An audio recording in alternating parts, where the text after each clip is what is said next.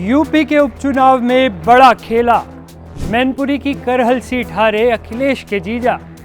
NDTV के नए video में मैं असीम आपका स्वागत करता हूं।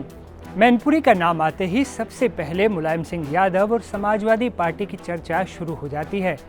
आप भी अगर राजनीति की खबरों में रुचि रखते हैं तो मैनपुरी का नाम खूब सुना होगा। समाजवादी पार्टी के इस मजबूत किले में अभी तक कई पार्टियों ने सेंध लगाने की कोशिश की, लेकिन किसी को भी सफलता नहीं मिली। मुलायम सिंह यादव ने यहां समाजवादी पार्टी का ऐसा मजबूत बेस बना दिया जो उनके जाने के बाद भी कोई नहीं हिला पाया। लेकिन इस बार के उपचुनाव में मैनपुरी की करहल सीट पर खड़े हुए अखिलेश यादव के जीजा अनुजेश यादव चुनाव हार गए। इसके बाद सवाल उठने लगा कि समाजवादी पार्टी के गढ़ मैनपुरी में अखिलेश के जीजा ही हार गए, ये कैसे हो गया। खबरें फैलने लगी कि अखिलेश यादव के जीजा अनुजेश 14,000 वोटों से हार गए हैं। लेकिन यहाँ एक मजेदार ट्विस्ट है। दरअसल अखिलेश यादव के जीजा अनुजेश यादव की हार के जो चर्चे हो रहे हैं उससे समाजवादी पार्टी का कोई लेना देना नहीं है, क्योंकि अनुजेश यादव तो इस बार बीजेपी के टिकट से चुनावी मैदान में उतरे थे। हकीकत में सपा का ये गढ़ अभी भी पूरी तरह से सुरक्षित है। मैनपुरी की करहल सीट से समाजवादी पार्टी की ही जीत हुई है। करहल से सपा प्रत्याशी तेज प्रताप यादव ने जीत दर्ज की है। काउंटिंग के आखिरी राउंड में वो करीब 14,000 वोटों से आगे रहे। तेज प्रताप यादव को 1,04,000 से ज्यादा वोट मिले, जबकि दूसरे नंबर पर बीजेपी के प्रत्याशी अनुजेश यादव रहे, जिन्हें 89,503 वोट मिले। इस तरह यहाँ भतीजे ने फूफा को हराकर बाजी अपने नाम कर ली।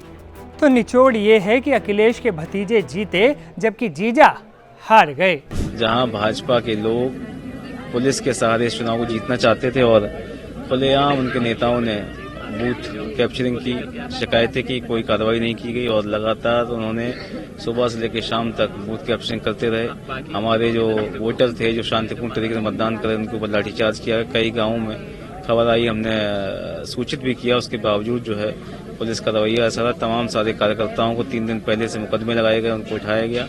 तो जितना तांडव हो सकता है सरकार ने किया। उसके बावजूद करहल के मतदाताओं ने समाजवादी पार्टी को भरोसा जताया। उसके लिए मैं सभी कार्यकर्ता साथियों का और करहल की जनता का धन्यवाद देता हूँ। यहाँ एक जानकारी हम आपको और दे देते हैं। साल 1992 में जब समाजवादी पार्टी का राजनीति में उदय हुआ, तब से ही मुलायम सिंह यादव की कर्म भूमि रहा करहल समाजवादी पार्टी का गढ़ बनकर उभरा। पिछले 32 सालों में सिर्फ एक बार ही बीजेपी यहाँ समाजवादी के चक्रव्यूह को भेदने में कामयाब हो पाई थी। वो साल था 2002।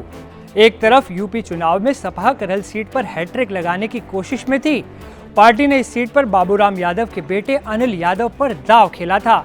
वहीं बीजेपी ने भी करहल की जंग जीतने के लिए पूरा जोर लगा दिया। बीजेपी ने सपा का विजय रथ रोकने के लिए यादव कार्ड ही चल दिया।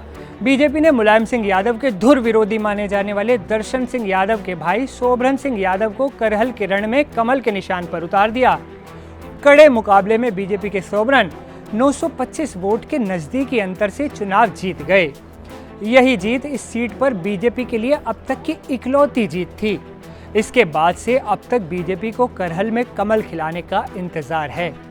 आपको क्या लगता है कि 2027 के विधानसभा चुनाव में बीजेपी करहल में समाजवादी पार्टी की विनिंग साइकिल को रोक पाएगी, या फिर एक बार फिर करहल की जनता यादव परिवार पर अपना प्यार लुटाएगी? कमेंट कर बताइए। और उत्तर प्रदेश की राजनीति से जुड़ी हर बड़ी खबर देखने के लिए आप बने रहिए एनडीटीवी के साथ। नमस्ते।